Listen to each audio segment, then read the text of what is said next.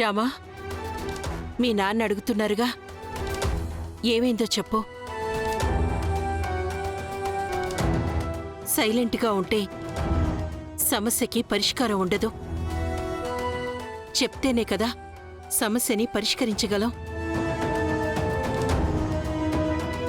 ఏమైందో చెప్పు రామా. సైలెంట్గా ఉండడం వల్ల సమస్యకి పరిష్కారం ఉండదు. మన వాళ్లతో చెప్పుకుంటేనే కదా ఆ బాధ భారం తీరేది. ఇది మీకు ఎలా చెప్పాలో అర్థం కావట్లేదు. చెప్పాలనిపిస్తోంది కానీ మాటలు రావట్లేదు. ఎప్పుడో ఒకసారి చెప్పాల్సిందే కదా రామా. మావయ్య, అసలు ఏం జరిగిందంటే... నేను చెప్తాను సార్. నాన్న, పాపకి రేపే ఆపరేషన్ చేయాలని డాక్టర్లు చెప్పారు. ఆ ఎక్విప్మెంట్స్ అన్నీ అనగాదేవి హాస్పిటల్లో మాత్రమే ఉన్నాయి. ఈ చుట్టుపక్కల హాస్పిటళ్లలో ఎక్కడా లేవు.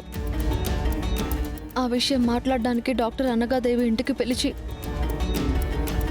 ఒక కండిషన్ పెట్టారు. ఏంటది? హాస్పిటల్లో ఆపరేషన్ చేయించాలంటే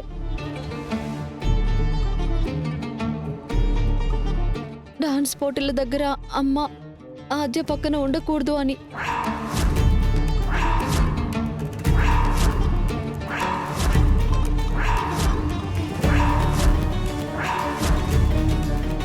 ఆద్య కాలు కూడా బాలేదు కదా. అంతమంది పిల్లల్ని ఒక్కతే ఎలా చూసుకోగలదు? ఈ పోటీలో ఓడిపోవాలనుకుంటున్నట్టుంది. అందుకే ఇలా చేసినట్టుంది. ఇది కండిషన్ పెట్టడం కాదు, బ్లాక్మెయిల్ చేయడం. అక్కడ అమ్మ లేకపోతే గెలవడం చాలా కష్టం. ఈ విషయం ఆనగాదేవికి కూడా తెలుసు. అందుకే ఇలా చేసింది. మరి నువ్వేం చెప్పావు? ఇక్కడ ఆద్య గెలవడం ముఖ్యం, అక్కడ పాప ప్రాణాలు కాపాడుకోవడం ముఖ్యం. అందుకే ఏం చెప్పాలో తెలియక సైలెంట్గా వచ్చేసాం. ఇదే విషయం గురించి ఎక్కువ ఆలోచించి చాలా ప్రెషర్ తీసుకుంటుంది.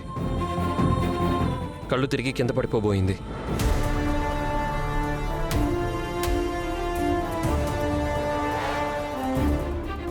రామా, పెద్దమ్మ నీతో పాటు వస్తుంది. నువ్వు ఇంకేం ఆలోచించకుండా హాస్పిటల్కి తీసుకువెళ్ళు. ఆద్య, అదేంటి ఆద్య అలా అంటావు? నాకు రెండూ ముఖ్యమే.